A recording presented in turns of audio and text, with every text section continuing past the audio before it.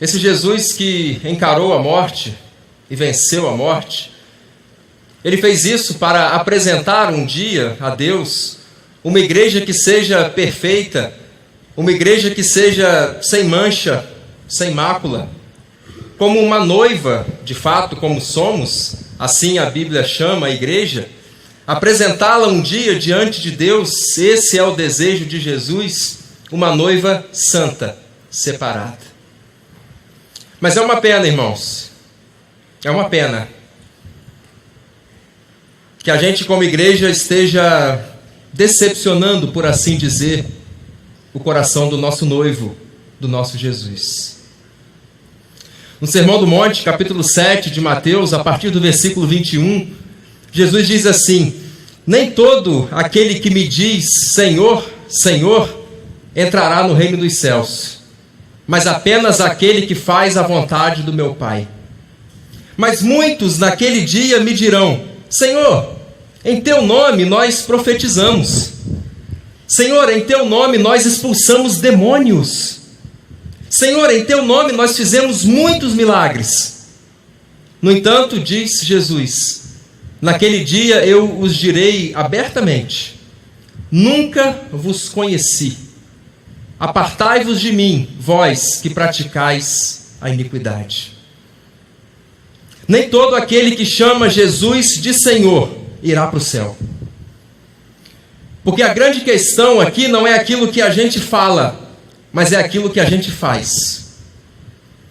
Porque quando alguém chama Jesus de Senhor, automaticamente essa pessoa está se colocando numa posição de servo. E servo é aquele que obedece. Portanto, aquele que diz, aquele que fala Senhor, ele deve fazer o que o Senhor manda. Ele, na posição de servo, deve obedecer aquele a quem ele chama de Senhor. E aí Jesus diz: não é aquele que me chama de Senhor que vai para o céu, mas é aquele que faz de mim um Senhor de verdade. Porque não é apenas quem chama ele de Senhor, mas é aquele que o obedece. Meu querido, frequentar a igreja não vai te levar para o céu. O dia que Jesus voltar, e isso pode acontecer nessa geração, eu acredito na verdade muito nisso, nos próximos anos ou agora, inclusive, Jesus pode voltar. Ele não vai chegar para a secretária da igreja e vai dizer o seguinte: olha, me mostra aí o hall de membros da Terceira Igreja Batista de Campos, porque são essas pessoas aqui que estão no céu. Não. O hall de membros de uma igreja não significa que todas essas pessoas estão escritas no livro da vida. A chamada que Jesus vai fazer no dia que ele voltar é baseado no livro da vida e não no hall de membros de uma igreja. O capítulo 23 do Evangelho de Mateus, Jesus traz um confronto muito grande ali com os escribas e fariseus, com aqueles religiosos, com aqueles que até conheciam a Bíblia, mas que não a praticavam. E aí no versículo 13 do capítulo 23 de Mateus, Jesus diz assim: ai de vocês, escribas e fariseus que são hipócritas, porque vocês ficam na porta do céu, vocês não entram, e pior, atrapalham quem quer entrar. Será que existe alguém hoje que não quer se tornar um cristão por sua causa? Com muita tristeza no coração, eu digo que eu conheço uma pessoa que me disse que ainda não se tornou uma pessoa evangélica, uma pessoa temente a Deus, por assim dizer, porque os cristãos que ela conhece dão um testemunho péssimo.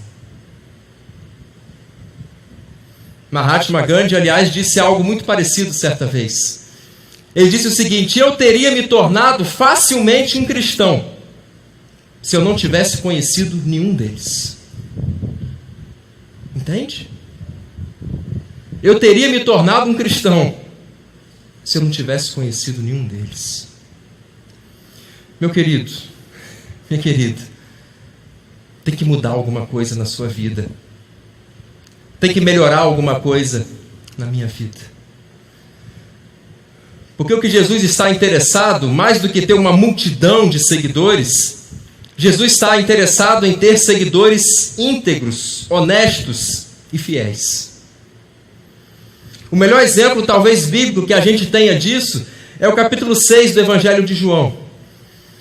Jesus fez o milagre da multiplicação dos pães, pegou 5 pães, 2 peixinhos, multiplicou para alimentar uma multidão de milhares de pessoas. E no dia seguinte tinha uma verdadeira multidão. Pessoas que vieram daquela cidade, de cidades próximas, apenas para ter aquele pão material que eles obtiveram no dia anterior. E Jesus disse: olha, vocês estão me procurando pelo pão que perece, mas eu quero dizer para vocês, me procurem pelo pão que permanece para a vida eterna.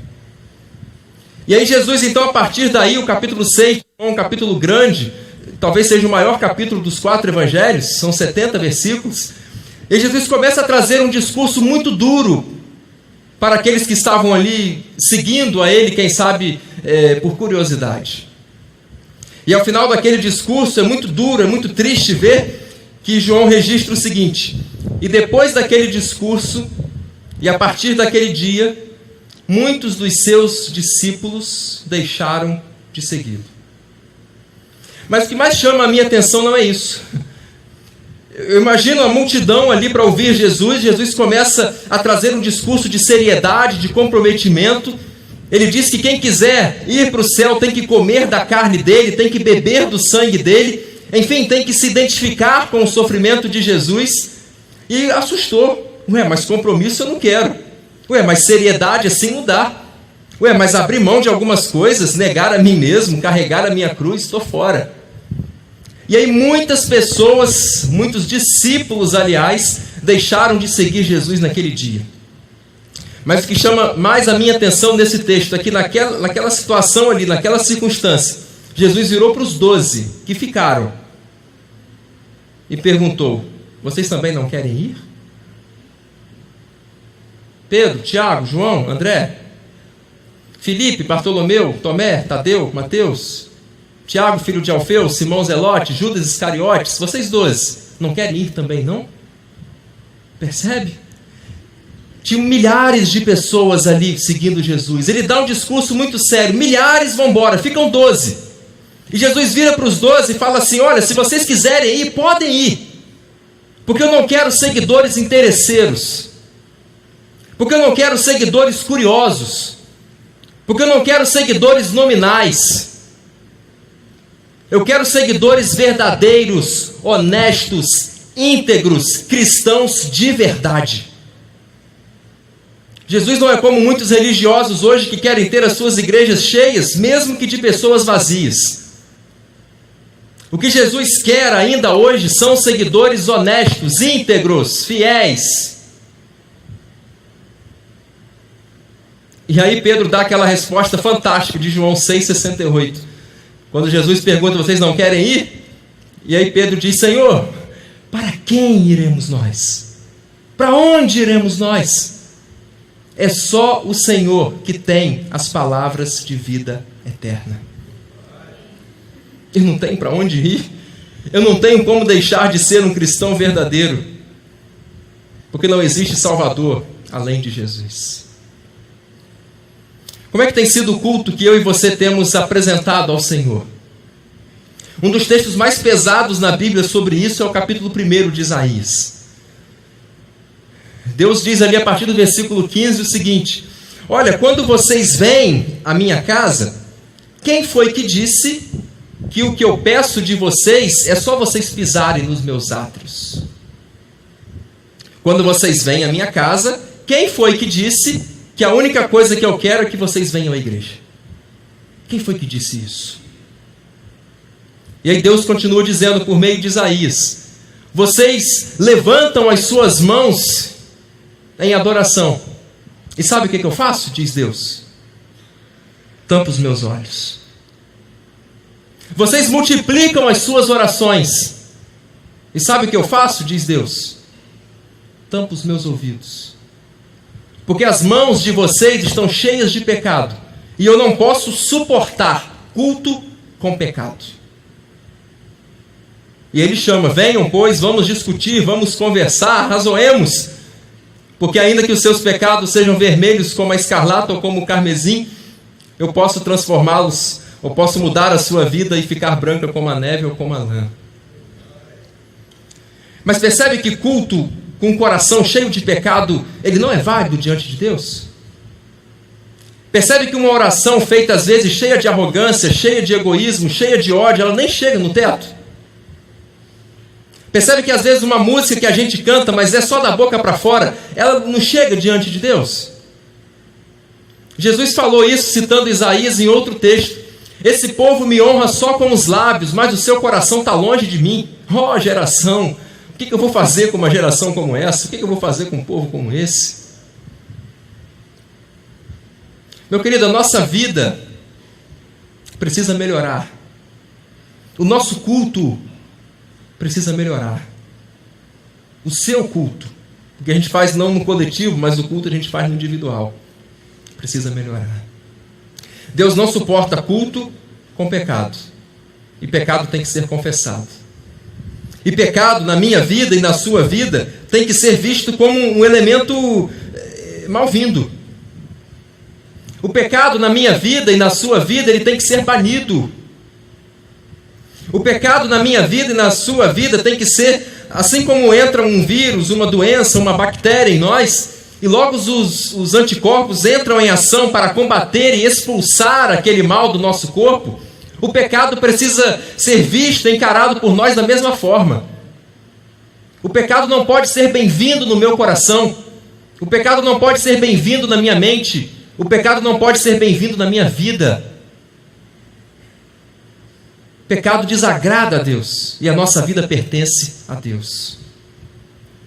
Eu e você enfrentamos a tentação todos os dias. E aqui a gente viu representada algumas situações que, quem sabe, sejam muito parecidas, semelhantes ou até idênticas a realidades que eu e você vivamos. Mas não existe tentação mais forte ou maior do que você possa suportar, sabia disso? Então desculpas como a carne é fraca, todo mundo faz, não tinha ninguém vendo, não tem nada a ver, é só fazer e depois pedir perdão. Para com isso. O pecado não é para ser justificado, o pecado é para ser confessado. Pecado não tem que ter desculpa, pecado tem que ter confissão. E eu digo que não existe então tentação maior do que a gente possa suportar. A Bíblia fala sobre isso. 1 Coríntios 10, 13, Paulo fala: não veio sobre nós tentação senão humana, mas fiel é Deus que não nos deixará ser tentado acima do que podemos. Antes, com a tentação, Ele dará também um escape para que vocês possam suportar. Então aquelas vozezinhas que a gente vê nos desenhos e que a gente viu aqui, de um lado a buzininha do mal, faz. Do outro, a buzininha, a voz do bem, não faça, não faz. A gente vive esse dilema. A gente vive essa luta entre a carne e o espírito. Entre o bem e o mal, entre o certo e o errado. Paulo fala isso em Gálatas 5, versículo 17, versículo 14, melhor dizendo. A carne e o espírito, eles lutam entre si porque eles são opostos naturalmente entre si. E eles brigam de forma a gente não conseguir fazer o que a gente quer. E aí lá no finalzinho do capítulo 7 de Romanos, versículos 24 e 25, Paulo fala sobre isso também. Ele diz: ó miserável homem que sou, quem vai me livrar do corpo dessa morte? Porque com a minha mente eu sou escravo da lei de Cristo, mas com o meu corpo eu sou escravo da lei do pecado. E que dilema é esse que eu vivo? Que dificuldade é essa? Dentro de nós há a carne, que é a nossa natureza pecaminosa, a nossa tendência para o mal. Mas dentro de nós há também o Espírito Santo de Deus, aquele amigo, aquele intercessor, aquele companheiro, Deus dentro de você para te ajudar. E aí todos os dias o pecado bate na porta do meu coração e do seu coração. A tentação chega e faz um toque, toque, toque na porta do meu coração. E é como se na sala dessa nossa casa estivéssemos três ali sentados. Sou eu, o meu eu, a minha carne e o Espírito Santo. E alguém disse certa vez que a carne é o inimigo que a gente tem do lado de dentro, que abre a porta para o inimigo que está do lado de fora. Todas as vezes, então, que o pecado bate a porta do meu coração por meio de uma tentação, sou eu que escolho quem vai atender a porta. Se eu disser assim, carne, vai lá, pode atender. A carne é o inimigo do lado de dentro que abre a porta para o inimigo do lado de fora. A carne abre a porta, o pecado vem e a gente acaba caindo. Mas se na hora que o pecado bater a porta, a tentação vier, eu disser assim, Espírito Santo, atenda para mim, por favor. O Espírito Santo abre a porta, a tentação, ó, vai embora. Resista ao diabo e ele fugirá de vós. Guarda essa ideia no seu coração. Toda hora que a tentação vier, diz assim, Espírito Santo, abre a porta para mim. Espírito Santo, me ajuda. Espírito Santo, me dá forças. Espírito Santo, eu quero dizer não. E eu vou dizer não. Com a ajuda do Senhor. Se a tentação vier, peça para o Espírito Santo abrir a porta do seu coração.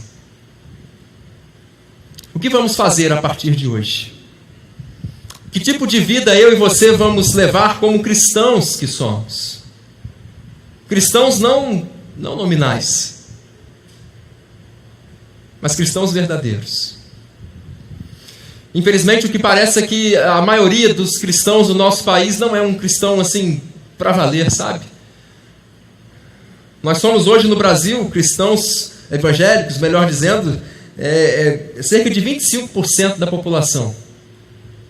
Ou seja, 1 em cada 4 pessoas é uma evangélica. E a minha pergunta é, cadê a influência nossa nesse mundo, nesse Brasil? Porque se tem tanto cristão assim, não devia ter tanta roubalheira, não devia ter tanta promiscuidade, não devia ter tanta mentira, não devia ter tanta coisa errada. Cadê a luz de Jesus para brilhar nesse Brasil? Cadê o sal de Jesus, o sal dessa terra, para fazer diferença nesse nosso país? Onde é que está você, meu irmão, como cristão?